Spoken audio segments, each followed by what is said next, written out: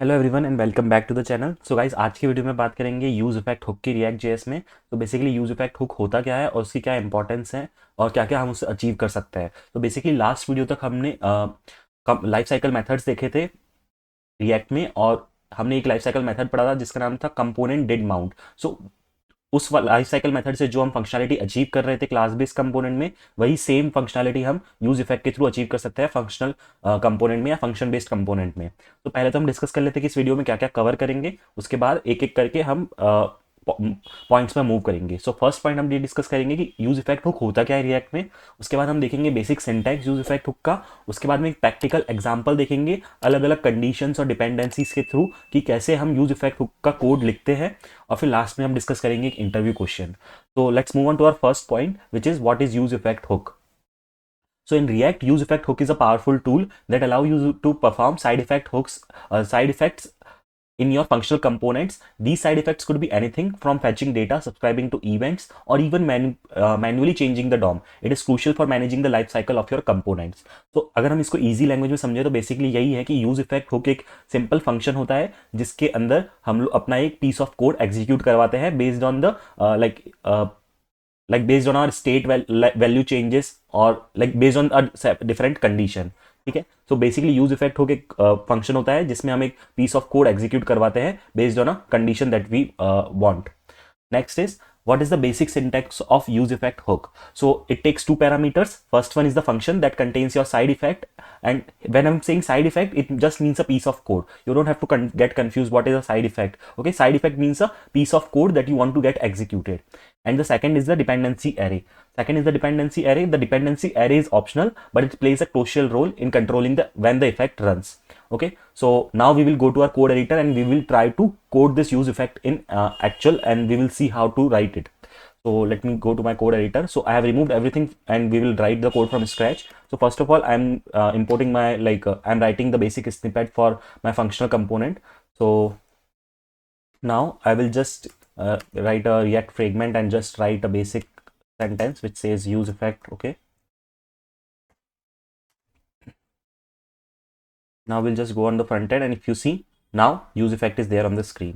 Now what we will do is, as a first step, we in the last video we have seen that if you want to make use of any if use state, any state, so we have to first of all import it.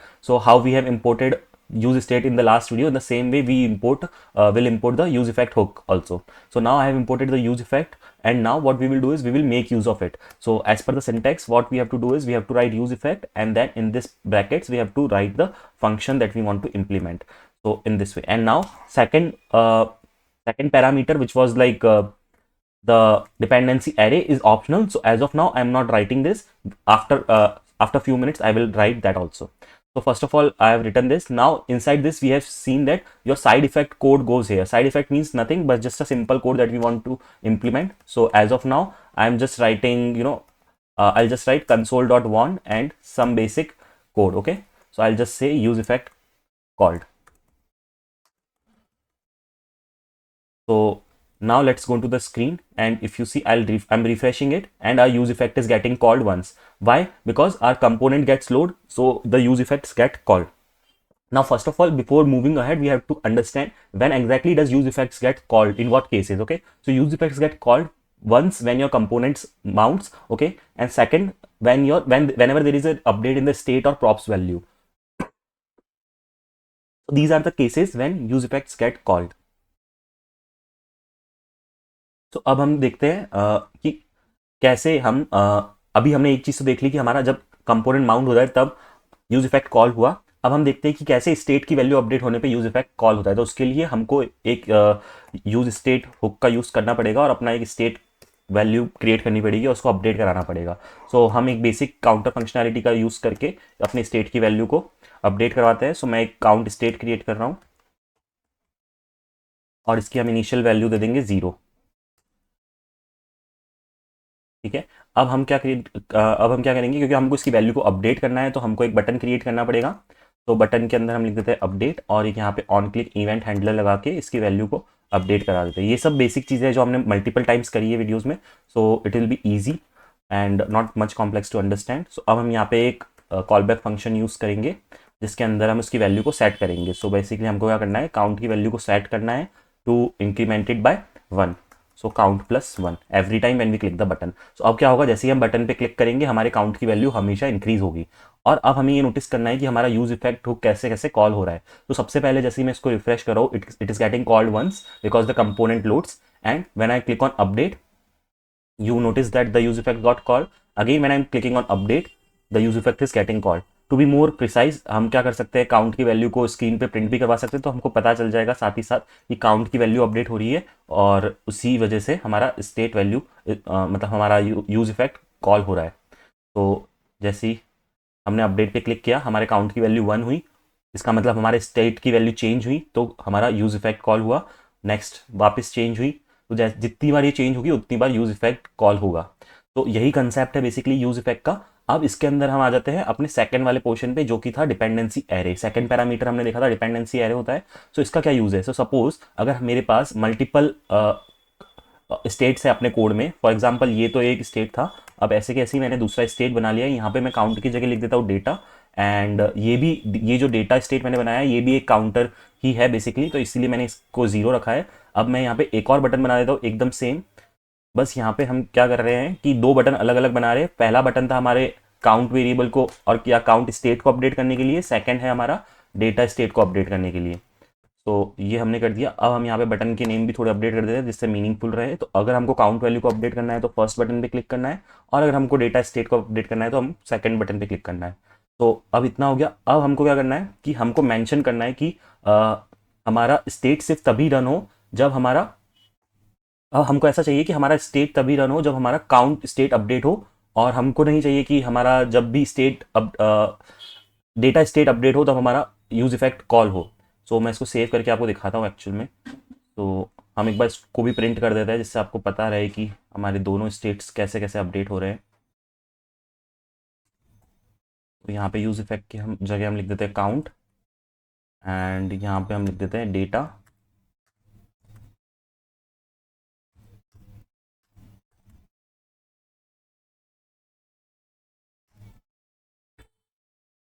तो हम इसको सबसे पहले refresh करते हैं। तो use effect एक बार कॉल हुआ when component gets loaded. Next I am updating the count value, और यूज इफेक्ट हर बार कॉल हो रहा है जैसे जैसे मेरी काउंट की वैल्यू अपडेट हो रही है। And now when I update the data, use effect is not getting called because मैंने बताया हमने डिपेंडेंसी एरे में डेटा स्टेट को मेंशन नहीं करा है। अगर हम यहाँ पे डेटा स्टेट को मेंशन कर देते हैं तो हमारा यूज इफेक्ट कॉल होगा जब हम अपडेट डेटा पे क्लिक करेंगे तब भी।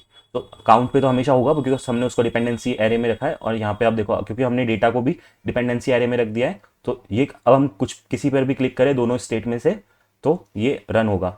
सो बेसिकली यही इंपॉर्टेंस है डिपेंडेंसी एरे का, कि अगर आपको चाहिए कि कोई डिपेंडेंसी होनी चाहिए एक स्टेट पे और तभी आपका ये यूज इफेक्ट कॉल हो, तो आपको स्टेट को इस डिपेंडेंसी एरे में मेंशन करना रहेगा। नाउ सपोज एक कंडीशन ऐसी हो सकती है कि आपके कोड में 10 to 12 या उससे भी ज़्यादा अलग अलग स्टेट्स है, तो आपको नहीं चाहिए कि किसी भी स्टेट वैल्यू पे ये वाला कोड पर्टिकुलर कोड एग्जीक्यूट हो। तो what you can do is you can keep this dependency array as empty. So in that case what will happen is कि let me first refresh it. तो आपका use effect सिर्फ एक बार ही call होगा जब आपका कंपोनेंट लोड होगा। उसके बाद आपकी स्टेट में कोई भी वैल्यू चेंज हो जाए किसी भी स्टेट में, आपका यूज इफेक्ट ये वाला कॉल नहीं होगा। ठीक है, so this is one of the concept.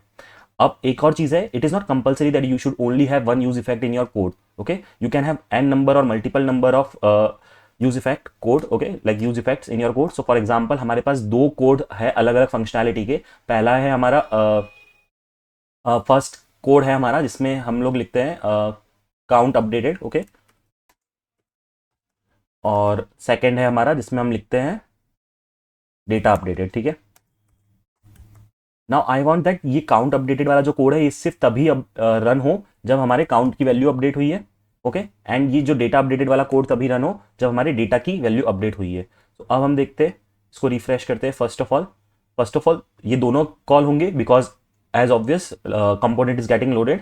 Now what I want is कि when I am clicking on count updated this state should only get called, right? So this is what happening, like this use effect is what happening, right? So our first use effect is getting called which says count updated. अगर now I want that कि हम जब भी update data पे click करें तो हमारा second use effect call हो, या वो पीस ऑफ कोड एग्जीक्यूट हो जिसमें हमने ये वाला कोड लिखा है डेटा अपडेटेड।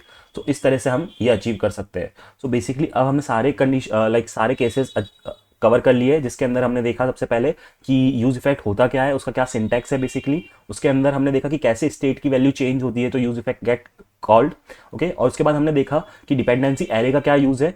अगर हम डिफरेंट स्टेट्स मेंशन करते हैं तो सिर्फ उस स्टेट के अपडेट होने पर ही हमारा यूज इफेक्ट कॉल होता है। उसके बाद हमने देख लिया कि use effect it is not mandatory to write use effect only once, we can have multiple use effects in our code and because of that multiple pieces of codes get executed. Okay, so ये था पूरा concept. अगर आपको ये concept पता है तो आप इससे कॉम्प्लेक्स लॉजिक भी अचीव कर सकते हैं in your code. Now the most important part of our video which is the interview question. So let's now see the interview question for today. So explain the concept of cleanup functions in use effect hook. So cleanup functions क्या होता है use effect hook में, वो हम देखेंगे। So the use effect hook is React not only allows us to perform the side effects but also gives us the ability to clean up after those effects. The cleanup function is implemented by returning a function from the use effect callback. This function is executed when the component is unmounted or when the dependencies change. It provides an opportunity to clean up any resources created during the effect execution. So basically use effect hook का हमने syntax तो देख लिया। First हमारा था कि हमको एक फंक्शन लिखना है जिसके अंदर हम अपना यूज इफेक्ट का लॉजिक लिखेंगे, और सेकंड था हमारा डिपेंडेंसीज एरे। ठीक है, अब अगर हमको क्लीन अप परफॉर्म करना है, अब बेसिकली होता क्या है, जब हम यूज इफेक्ट हुक को इम्प्लीमेंट करते हैं तो बहुत सारे डिफरेंट जो भी साइड इफेक्ट्स है या जो भी हमने कोड लिखा है उसकी वजह से कुछ एक्शंस परफॉर्म होते हैं। अब हमको उनको क्लीन अप करना है। जैसे ही हमारा कंपोनेंट अनमाउंट हो तो उसके लिए हमको क्लीन अप लॉजिक लिखना पड़ता है। सो अगर आपको क्लीन अप लॉजिक लिखना है तो आप कहाँ लिखेंगे? So basically you have to return a function in the use effect hook itself. So with that your cleanup logic will be implemented.